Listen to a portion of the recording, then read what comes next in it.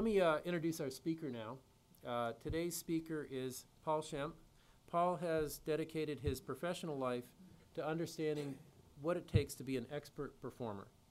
He is president of Performance Matters Incorporated, and as a professional speaker, consultant, and coach, he brings to the table today more than 25 years of experience on the advice and counseling he gives on how to perform at a very high level or an expert level.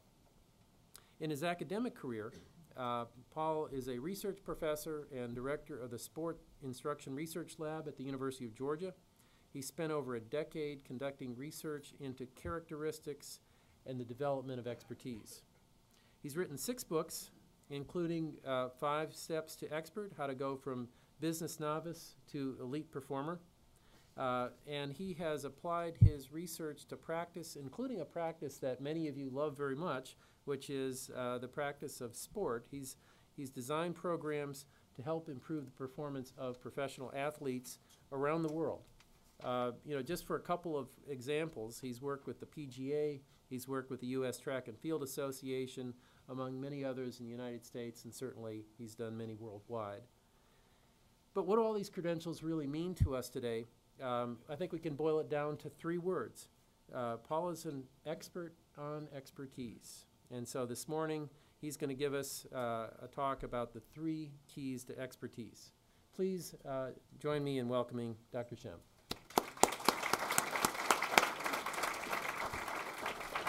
Thank you, Dean. Appreciate that. Had you found yourself in the fall of 1972 on a small college campus in Portland, Oregon, you may have seen this young man. But you had better have introduced yourself early, because he only lasted 1 semester. He dropped out. But he was too embarrassed when he went home to his step-parents to tell them that he had left campus that he returned the next semester. But with no money, he spent most of that time sleeping on the floors of friends. He collected Coke bottles to turn in for deposits to earn food money. And then he would take weekly trips to the Hare Krishna temple simply to get a free meal. Well, that ruse wasn't going to last long, so he returned home, took a job at an electronic gaming company, because his ultimate goal was to take a spiritual journey to India. And after 2 years, he had enough money to do that. So off he went and spent 7 months visiting ashrams in India. He returned home a Buddhist with his head shaved and experimenting with hallucinogenic drugs. He was 20 years old, 1975. And if I told you after that this man was going to go on to change your life, you'd probably find that hard to believe. It's the story of Steve Jobs. And my point is this, that there's no inherent qualities that you brought into this world that actually dictate how good you can be at what you choose to do. Now, we do know there are some parameters relative to intelligence, and if you're going to be a professional athlete, relative to your physical development. But those are minor characteristics to the things that we really know to help develop expertise. In fact, research has consistently shown there are 3 things. And the good news is that every one of them is under your control. So we know this. No one is born an expert. How good you will be is determined by you. So here are the 3 characteristics, and then I'll spend a little time just talking about each.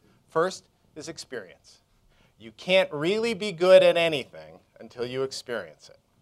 Next takes knowledge. Most of you will probably concede that the best people in the world, the experts, really know as much as, if not more than, most people about their subject.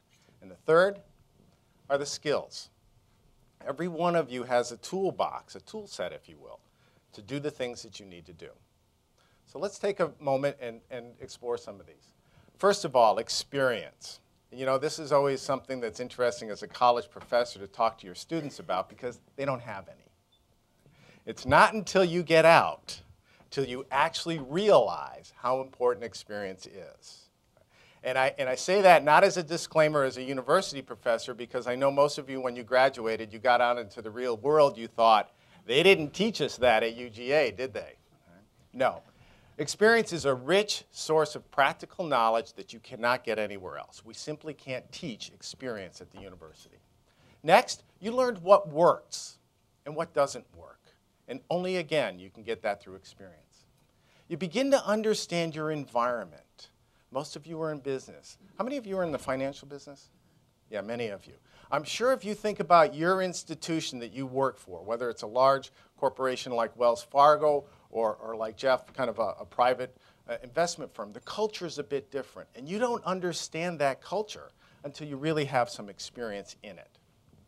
And then finally, it helps you develop the skills and identify the skills that will make you successful in what you do. That's the benefits of experience. All right, but here's the caveat. Experience alone does not make you an expert. Let me tell you just a brief story. Prior to coming to the University of Georgia, I spent some time at the University of Oregon. Beautiful state. One of the things that I did there is I had the opportunity to supervise student teachers. That meant people who were going to be public school teachers, they would go out and they'd do their practical experience. Well, one semester I got a phone call 2 days into the semester saying that I had to get out to this school because this student teacher just wasn't going to make it. I was shocked. And I told the other faculty, they were surprised as well, because we thought, I'll use a student named Debbie, was going to be one of the best graduates we had ever had. So out I went to the school, and I walked in, and the cooperating teacher met me. He knew I was coming. He says, you got to get her out of here. And I said, what's the problem? I'll call him Jim. What's the problem, Jim? And he said, she just doesn't listen to me. She thinks that she knows everything there is to know. And I said, well, listen, why don't we just let me watch her teach, and then afterwards we'll meet, which we did. So we got into his office, and no sooner have we sat down, and he starts to say, she just doesn't respect the experience I have. I've been teaching 25 years, and before he could finish that sentence, she said, wait, you taught 1 year, and you've repeated it 24 times. Ooh. My immediate thought was she was probably right. This guy was known for being a wonderful guy, great with kids, and people loved him, very reliable. But if you looked at his lessons today, you could probably turn the clock back 25 years and see the same thing. All right. So we immediately moved Debbie, and just to push that story forward, 10 years later, Debbie became the first physical education state teacher of the year in California. I mean, of all subjects. That's how good she was. All right. But the point was that he wasn't any better today than he was 25 years ago. And I'm sure most of you know people like that. They've been in the business for a lot of times. So when people say, I've been doing this for 10 or 15 or 20 years, you know, as somebody who's studied experts, that doesn't really impress me. Because you need the experience, yes, but it doesn't make you better. And I'll give you an example in your own life. Look at your handwriting. Yeah, I see people smiling and laughing. Of course. Is it any better today than it was last week? Absolutely not. A year ago, 5 years ago? No, it's not. So experience alone doesn't make you a better handwriter. All right. So what is it that experts do with their experience that makes them great? And we've done this study through different domains, sports and other areas as well. And what we find is that at the end of critical experiences, right, whether it's a game or it's a meeting they had or a sales call, for example, what do they do? And here's this. They ask themselves 3 questions. Now, they don't all use this language, but here are the 3 questions. The first thing they say is, what did I do well? Because it's important to know what your strengths are. Because the next time you're in a similar situation, you want to bring that full ammunition in, don't you? You want to be able to know what your strengths are so when you plan strategically, you can build on those. So it's important to identify what your strengths are. Here's the next question. What could I improve? Not what was I bad at or what was poor. Don't think that way. Think, what can I improve? And again, we're talking about experts, people who are absolutely at the top of their game. And they always believe there's areas for improvement. And I'm going to guess if you think carefully about your own experiences, you can always identify something that could get better. And here's the final question. How do I improve? And if you ask yourself these 3 questions at the end of every important experience, you will get better. So what I'd like you to do right now, if you don't mind, is think about something that you've done recently. In your professional life, if you'd like to use your personal life, that's okay too. But something in your professional life. Perhaps it was a meeting or a big event that took place. And ask yourself these 3 questions. What did I do well? What could I have improved? And how could I have improved it? And then once you have those 3 answers, what I'd like you to do is turn to the person to your left or to your right and share that with them, and then listen to what they have to say. Go ahead. Take a few minutes.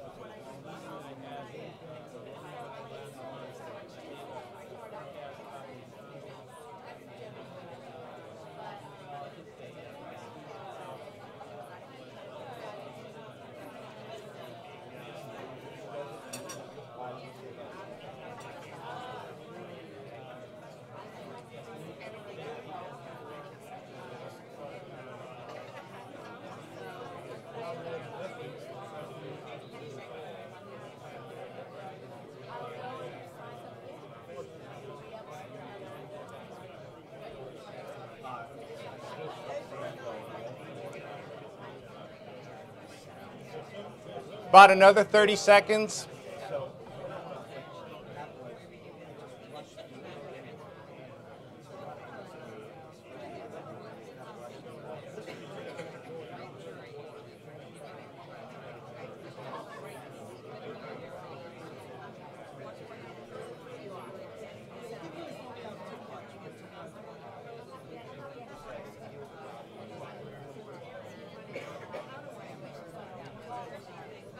Okay, if I could have your attention. I hope you found that little exercise helpful. I'm going to put somebody on the spot here. I should have cued him that I was going to do this, but we're blessed this morning to have in this room, in my opinion, one of the greatest athletes in America today. How many of you have heard of the Ironman competition? Yeah, okay. The World Championships are held in Hawaii every year. Some of you know that. What a great place for a championship. I think we ought to have this breakfast in Hawaii. Natalie, where are you? No, just kidding. All right. Well, this gentleman, who I consider a dear friend, turned 60 in October. And how he celebrated his 60th birthday was he got up early and he went for a swim in the open ocean a little over 2 miles. Immediately got out of the water, got on a bicycle, and rode through the lava fields for 112 miles. Got off the bike and then completed a full marathon, 26.2 miles. Mike, would you mind standing up? This is Mike Ween. Thank you, Mike. All right, and supposed to yell, he doesn't look like he's 60. That's why I had to tell him, Mike. I'm older than him. And one of the My 3. and I was just going to say, one of the things I love about Mike, we're dear friends, is he emails me and blogs. And every time, don't you ask yourself these questions, Mike, at the end? Not using that language, but you always say, this is what was done well, here's where I can improve, and in my training, this is what I'm going to do better, don't you? Yeah. And we find that consistently. And I'm going to guess if you talk to somebody you consider at the top of their game or the top of your game, and you ask them what they think after an important experience, that's what they'll find. And I'll also submit this to you. If you were going to take one thing out of this room this morning, this right here will probably serve you better than anything else I have to share with you. Because it's how to use your experience to make you better tomorrow than you are today. All right, a little quiz for you. I mean, I'm a university professor. I have to give you a quiz, right, Dean? I mean, it's policy, right? All right. One of the things that we ask when we do our research is we usually try to compare novices and experts so we can see what the differentiators are. Consistently, this is one of the things we usually slip into the research protocol. On a scale of 1 to 10, and I'm going to ask you this relative to yourself and your professional practice, On a scale of 1 to 10, 1 being minimal to do your job, 10 being everything you could possibly ever know to do your job well, where do you rank yourself in terms of how much you know on a scale of 1 to 10? If you would, if you have a pencil, just write that down. I won't ask you to share it, but just write it down. And then I'll share with you the results of our research. Everybody have a number? All right. Here's what the novices told us.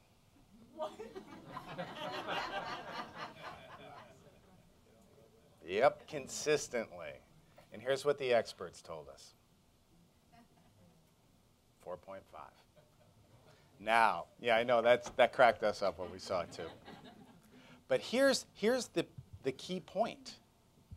When you think you know pretty much everything there is to know, how hard do you try to learn?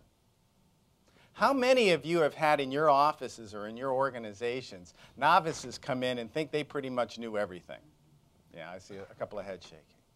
But it's when you think you still have a great deal to learn, you will learn, and you will be better tomorrow. I'm preaching to the choir because that's why you're here this morning, right? I mean, other than the great breakfast. Right? But you're here to learn something new that can help you. So that's an indicator of an expert. Right? So think about that. Experts are voracious learners. They never get tired of learning something new that's going to help them to be better. So we know that first of all, they're objective. They want to know, what's the biggest difference? What do I really need to know to be better at what I do? Next, what don't I know? In fact, when you hear somebody say to you, I don't know, pay attention to that person. Because that's a person that is going to learn. The person that thinks they have all the answers won't. But when somebody can be critical enough to say, I don't know, I'm going to have to find out, that's a person who's going to get better. Let me give you one quick story on that one. Sam Walton, most of you have heard of Walmart, right? Yeah. Went back in the day, I think it was late 60s, early 70s, computers were just starting to come around. I know most of us, if you teach college students, you don't want to know. I mean, most of those kids have never been in a world that didn't have, oh, by the way, I'll tell you this story. This is kind of funny. I see a slightly older crowd. I actually brought in a floppy disk. Remember when disks were floppy? They had never seen one before. And they said, oh, is that where the name comes from? Yes, that's where the name comes from, floppy disk. I've never seen that. All right, Sam Walton. Computers were just coming on. He thought, this is going to be an important trend, not just in business, but in our life. So he signed up with IBM and took courses up in Tarrytown, New York, to learn how to run computers. Now, when he got back to Bentonville, Arkansas, do you think he was the one running the computers? No. But he knew enough about them. He had gone and learned enough that he now was able to implement that into Walmart. And just think about, for example, the inventory control Walmart has. It's state-of-the-art. And it started back because Walton said, I don't know this information, and I need to know. All right. I'm going to give you another little quiz here. We wanted to know what resources, if experts know all this information, where do they get it? And so these are the 5 areas we found experts identified as being most critical. And here's the question we asked, most critical to what they do on an everyday basis. And these were the 5 areas. Then we asked them to rank order. So what I'd like you to do is rank order those resources for what you do. And then I'll share with you what we found, if you don't mind. Go ahead and rank order them. And this is you. Everybody have that? Okay. Now, before I show you the results, it's important to know that there was variability. Those of you that know research, variability in this. So not every expert said exactly the same thing. And the reason the point I'm trying to make here is think about what you use to learn. Because the more you can learn from these sources, the better off you're going to be. All right. Here's what they ranked number 5, was reading. By the way, we know experts are voracious readers. They read books, they read magazines, they read anything they can get their hands on. If you really want to know if somebody is an expert, ask to see their library. And I'm going to guess, and I'm going to tell you a brief story in just a minute, I'm going to guess that they have a fairly substantial library. And most of the topics don't really have to do with what their business is. They learn outside the field. One of the person that's actually participated in more of our studies than anybody else has been the former Florida State football coach, Bobby Bowden. And Vince Dooley, who's a friend, and most of you know who Vince is, former athletic director at the University of Georgia, former football coach at the University of Georgia. Vince helped set that up. And I came back from having visited Bowden for the first time, and Vince and I were having lunch, and I said, Vince, I was really surprised when I walked into Bowden's office. I mean, think about it, football coach. What would you expect to see in a football coach's office? Help me out here. Trophies, yeah, what else? Yeah, pictures of famous athletes, right? Yeah, footballs. One picture, and it was of his family on his desk. It looked like a small library. And I told Vince that, and Vince's comment was, Bobby can read? I swear. I said to Vince, you shouldn't talk, you're from Alabama too, buddy. But then the next question Vince asked me is, and I thought this was interesting, what's he reading? And I said, he reads mostly military histories. And Vince laughed because Vince, I don't know if you knew this, Vince just finished a master's degree in history. And he's written a book on history. He's written 3 books in the last 2 years. One on history, one on football, and anybody want to guess the third one? Gardening, absolutely. And he's most proud of his gardening book. All right, next, workshops, seminars, training. That came out 4th. What you're doing right now. The reason this came out so high is 2. One, they were able to learn from somebody they considered to be an expert, but also the networking opportunities. And I'm going to guess that's another reason you're here, is because you're with people that you can talk to and share experiences with. Next, they're clients. If you're a coach, it's your athletes. If it's teachers, your students. If you're a business person, it's your clients. You learn a great deal about your business because ultimately, that's where your success or failure is measured, isn't it? Next, peers.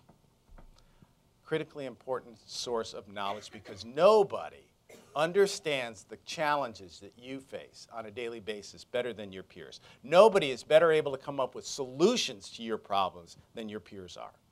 And what do you think the last one is? Experience. And I've already told you how to leverage that. All right. I want to finish. The last area is going to be skills. 3 points I'd like to make. First of all, it's important to identify your skills that are going to increase your performance. As the dean said, I work with some professional athletes. Most of them are in golf. And I currently work with a couple of players that are on the PGA Tour, European Tour. And one of the things that we have to do is identify the skill. And I say skill because really we only have enough time to focus on one major skill that's going to make the biggest difference in your tournament next week. And let's practice that. And that's a great way to think about your own business and your own profession. What skill, and we're going to go there in just a minute, could you identify that would make you a better performer? Next, you have to be able to deliberately practice these, and I'm going to talk about that in just a minute. And then finally, you have to self-monitor. You have to measure your progress. Are you getting any better because you've practiced this skill and developed it? If you're not, then either you're on the wrong skill or something's wrong with the practice. I understand Mark Fox was here fairly recently. Coach Fox? You don't remember Coach?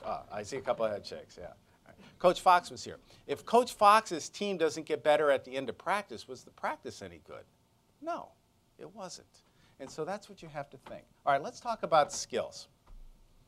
We know this comes from research done at the University of Chicago Business School. Sorry, Dean, we're not doing it here. I don't know why. All right. And one of the things they identified as a part of the skill set for an effective CEO were these skills here. What I'd like you to do is just identify one skill that might make you a better performer in the job that you have. What if you were a better listener? What if you were a better problem solver? Would that make you better at what you do? How about a planner or a communicator, organizer, decision maker? I know you could probably say all of them, but what if you could identify just one? A few years ago, let me give you a real solid example of this. I had the opportunity, it was, you know, sometimes you get a chance to do something that's more ceremonial than it is real, but it sounds impressive. I was the assistant coach for the English professional golf team at the World Championships. And our 2 golfers were David Howell and Luke Donald. Luke is currently ranked the #1 golfer in the world. So yes, I can honestly stand, I wish Luke was standing here because he would laugh his head off if he heard this. I actually coached the #1 golfer in the world. But we were sitting down at dinner, and I said, Lukey, if I could touch your head with a magic wand and make one skill better, what would it be? And his soon-to-be bride was sitting next to him, and he said, putting. She says, oh, I'm so glad you didn't say distance. Most golfers want to hit the ball further. Well, at that time, he was ranked like 60th in the world in putting, and he was ranked 8th in the world. Last year, he was ranked #1 in putting. He was also #1 on the money list, $6 million, because he identified the right skill that he needed to work on for his performance. But once you have that skill, what do you need to do to practice it? Well, there's 3 things. And what I'm going to do right now is I'm going to teach you a skill that as business professionals I think might be helpful to you. And then I'm going to show you how you can actually learn it. Would you like to learn the skill of how to pull money out of thin air?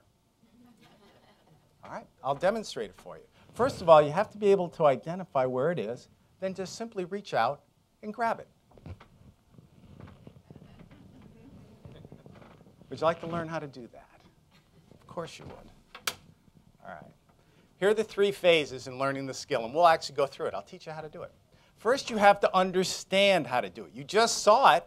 If I said to you, go ahead and practice that, what would you do? You wouldn't know. It's the same with any other skill in your business. First, you have to understand.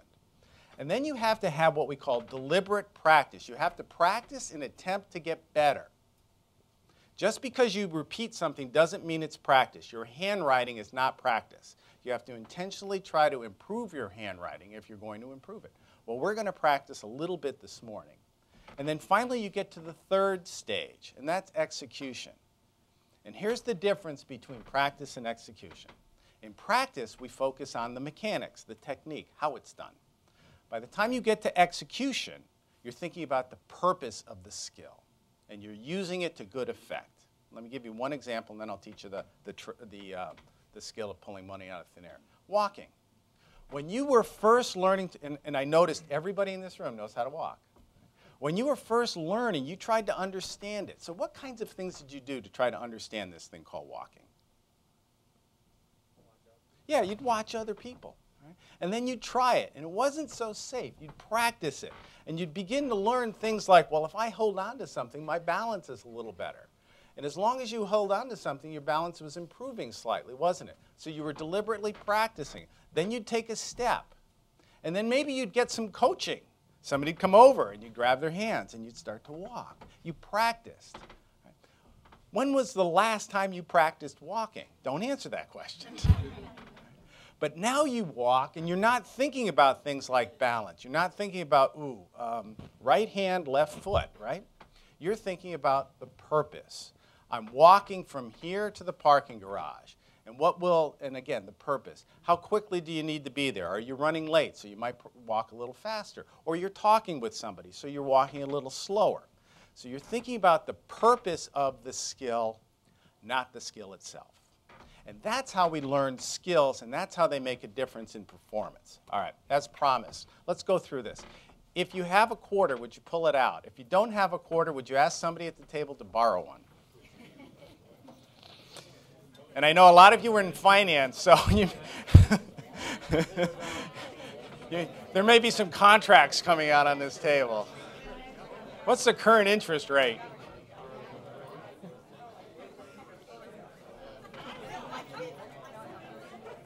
Yes, you will impress your kids with this. All right. Understand, first thing you have to know how this skill is done, right? You have to know how to make the money come out of thin air. Understanding. There's 4 steps to it. Right? And when I give you the first one, I'm going to see a lot of aha faces. Take the quarter of the coin and hold it between your thumb and your forefinger. Just like that. Hold it between your thumb and your forefinger. Sometimes you need a bigger coin. All right. Next, that's number 1. Number 2 is just put it out to the side. And by the way, if you flip your fingers a little bit, it convinces people that your hand is actually empty. Little magician's trick. All right. Here's the hard part, number 3. What you're going to do is cup your fingers a little bit, and then you're going to throw the coin into your hand. All right? Just watch first. Watch first. Let's not practice. Watch first. Cup your hand. Release it into your hand. All right? Watch again. Cup your hand. Release it into your hand. There you go. Isn't that great? Yeah. See? Practice. All right? And then the final step is just pinch the coin with your forefinger and your thumb. So 4 steps. Grip, hold, flip, pinch. Grip, hold, flip, pinch. All right. Yeah, there's probably some clever acronym. I didn't think of one. I probably could have used Terry College or something like that. Now, the more you practice this, right, and I don't recommend doing it while you're driving, but the more you practice this, the easier it's going to be. So when you stand up in front of somebody, you're going to say, would you like to learn how to pull money out of thin air? Watch. Wow, how did you do that? All right, we also have another, I've invited another guest here this morning, and this is a person who I'm very proud to say is also a dear friend, and he served our country greatly. He has flown 65 combat missions as a fighter pilot for the United States Air Force. Rob, would you stand up? Rob Walton. Now, Rob, we talked a little bit earlier. Would you say that your skills as a fighter pilot was essential to your survival? Absolutely. Did you take time to understand what you needed to do? Did you practice them at all? Yeah, and then when you were in combat, did you have to think about those skills, or did they come automatically? Came automatically, yeah, and that's why you're here today, isn't it? Yeah. The guys who didn't practice quite as well? Yeah, okay. Fighter Pilot 101, there you go. All right. But thank you, yeah, for both being here and your service to our country. Really appreciate it. Yeah. By the way, some of you have probably heard, you've met 2 of my dear friends, that if you surround yourself with greatness, you will be great. Evidence suggests that's not the case. All right, what do you need to be an expert? 3 things. Again, they're completely under your control. First of all, you have to gain and use your experience. Next, you have to increase your knowledge. Look at those sources. What do you need to know that's going to make you better at what you do? And then finally, you have to develop the skills so you can use that knowledge in those experiences to be a top performer. Again, that is completely under your control. Let me finish with this, a little poem that I like from Henry Wadsworth Longfellow. After all, I am a professor. We have to have some aesthetic side to us. All right? The heights by great men reached and kept were not attained by sudden flight, but they, while their companions slept, were toiling upward in the night. Thank you for your attention.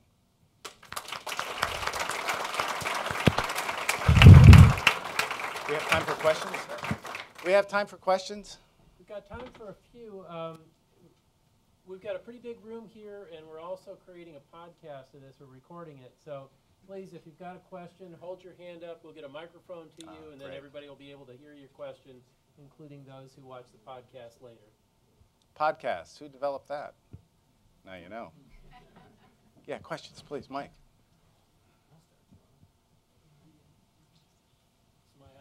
It's my opportunity to get even. All right. I'm sure a lot of us have been watching what's happening in New York basketball. And a kid kid from Harvard right. who, from your perspective, how does that happen? Or do you have any thoughts on that? Yeah, actually, first of all, you have to realize that kid's been playing basketball for years and years and years. It didn't just happen.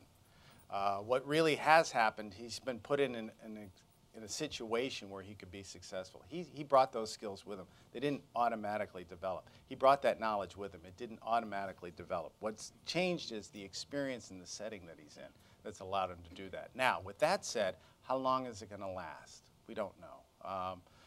Things could change. You just don't know in sports. I mean, I look at somebody like Tiger Woods, who at one time was at the top of the field and is now kind of struggling. But I'll tell you this, and by the way, Mike does have a son that's going to Harvard, so I think he had to pitch that. But The fact that this kid is the first kid ever to come out of Harvard and play in the NBA, I think is remarkable. That he's Taiwanese is remarkable. There aren't that many Asian Americans that are playing in the NBA. So when you look at all of those things that are coalescing, yeah, it is a remarkable experience. Now, with that said, what I study is the trend to make somebody an expert. Sometimes things do happen that is difficult to explain why somebody's really good. But I hope that kid keeps going. That's a great question, though. You know, just a follow-up, any thoughts on how, you know, a number of coaches saw him and did not see the talent? Yeah. Mm-hmm. Well, talent's an interesting thing. I don't personally believe in talent, and I'll tell you why. Because it means different things to different people. You can't measure it. You can't measure potential. You just can't. His skill sets, you just don't know what they're going to be like in an actual competition. It's not till you actually experience it that you know if that knowledge and those skills can really work for you. And that's what he was lacking. Nobody had seen him play before. Nobody had given him a chance. Then when he got it, he blossomed. So that's a good point. Other questions? Yeah, sir. You talked about coaching some of the PGA players. Right. And you know, golf swing looks pretty simple when you just look at it, but it's a lot of mental aspects to it also. What are some of the steps you use to get the golfers over some of those mental blocks? Great question. And a true story. Actually, all the stories I've told you are true. Let's go back to Luke Donald, #1 player in the world. At the time that I was his coach down in Barbados, another plus to doing that job, his brother Christian was caddying for him. And Christian was a former golf professional, teaching professional. So Christian spent all morning long kind of going over his swing, his grip, and this and that. You know, he's not allowed to hold the club, but he was doing this. So I looked at Luke, he was hitting golf balls, and I said, do you think as much about your swing as Christian does? And Luke turned to me, he goes, if I thought as much about my swing as he does, I'd be a caddy. Sometimes I think we overthink things. I mean, again, let's look at walking. How much do you have to do a biomechanical analysis if you walk to be able to do it? I think people really overrate that. I also look at a lot of instructors, and I know we have some faculty members in here, that we overteach things. It's usually not that hard. We have to get down to the things that are simplest. Jeff and I were having this conversation relative to behavior with his clients, right, Jeff? And they just have to take the action. It's not that hard to do, is it? Do people complicate the financial investment field? Yeah, absolutely. So you can see the same trend. That's a great question. Yeah, thank you. Did I answer it the way you were looking for? Yeah. Yeah, ma'am? I noticed on your sources you didn't have mentors listed. Right. What are your thoughts on mentors, and why do you think it's not one of those sources? Boy, it's interesting you're saying that because the next series of studies we're doing is on mentoring relationships. Yep, is on mentoring relationships. The reason it didn't come out, and that's a good question, the reason it didn't come out with the experts is because these are the people that are top of their field. They have at least 10 or 15 years. If we turned the clock back and said, what was important back to you 20 years ago, I bet mentors would be in there. In fact, we know that for a fact, and that's why we're going to actually do that study. So that's a great question. Most of the people that we studied had great mentoring. Not all, but most. So good question. Yeah, sir.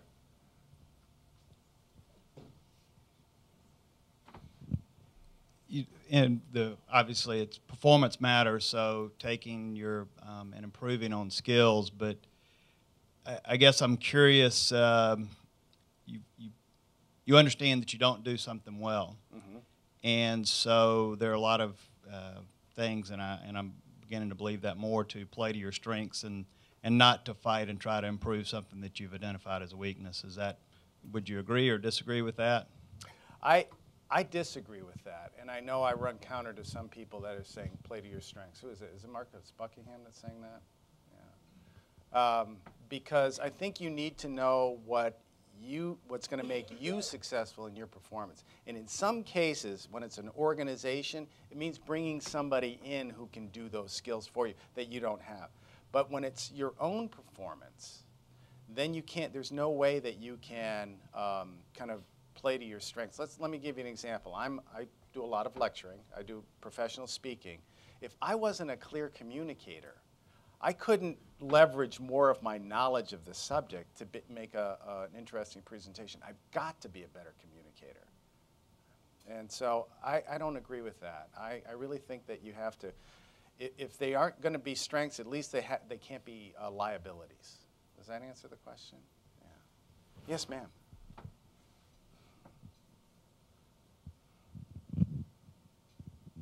How do psychological factors in this kind of performance theory fit in, like the jips in golf? Or? Yeah, actually, the theories that we use in doing this research are all psychological, primarily cognitive psych. What we try to do is understand how people think and how they make decisions and solve problems.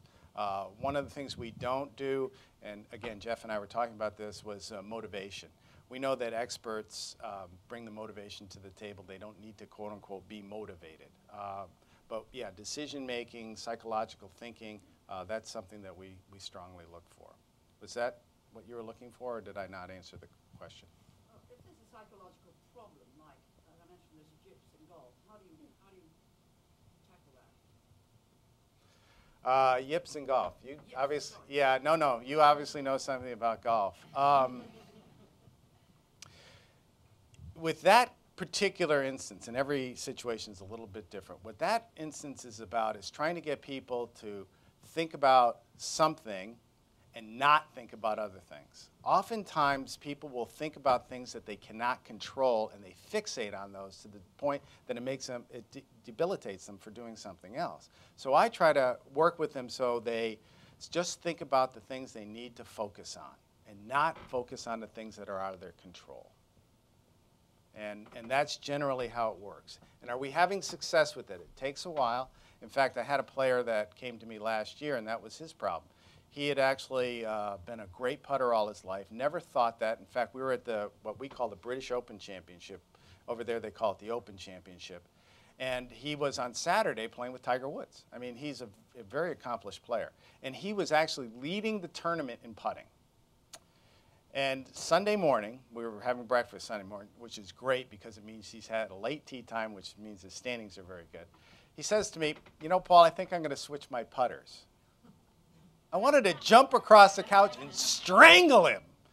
But he did anyways, because it's not a time that you want to put doubt into somebody's mind. So he felt comfortable with his new putter. He came to me last year, and he wasn't convinced. So what we did is we brought him back to when he was putting good. How were you thinking? How were you feeling? What was the process you used? And then we practiced that, because, you know, you can practice the way you think. Thinking's under your control. Feelings are not. If you're nervous, there's really nothing you can do about it. Or if you're in love, there's nothing you can do about it, fortunately. Valentine's Day, yes. But we can control the way we think and how we think, and that's what I work on. Does that make sense? Okay. Yes, sir. What's your thought on Malcolm Gladwell's 10,000 hours? Okay, it's not Malcolm Gladwell's, it's Anders Ericsson, who's also a professor at the Florida State University. It's interesting because Anders and I are speaking in April in Stockholm together, which will be interesting.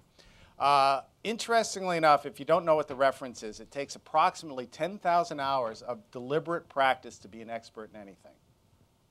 And it is remarkable that how true that is. Again, in all cases, no, but in most cases. And he has studied everything from taxi cab drivers to concert pianists, violin. Anders hasn't done much research in sports, but we find it in sports as well. And I'm thinking he studied something else, too, that found that. So it takes that much practice to really be at the expert level. Go ahead. Just because you put in the 10,000 hours, what's the likelihood or the probability you'll be an expert? Okay, good question. It has to be 10,000 hours of deliberate practice. And what I mean by that is if we were practicing this, I'm not just simply doing it. I'm trying to do something that's going to make me better at it. So, for example, maybe when I do the grip, I can rearrange that. I'm going to practice just taking the grip, so that's good. So my grip will get better, which means overall the whole experience will get better. So just doing something's not practice. You have to have an intention. The best way I like to think about it is what do you want it to look like when you're finished with practice? And that's what I go with. And so it takes 10,000 of those kinds of hours to be better, all right? Not just simply doing something repeatedly. That won't make you better. Did that answer that question? Okay. Good question, by the way, because it does take practice.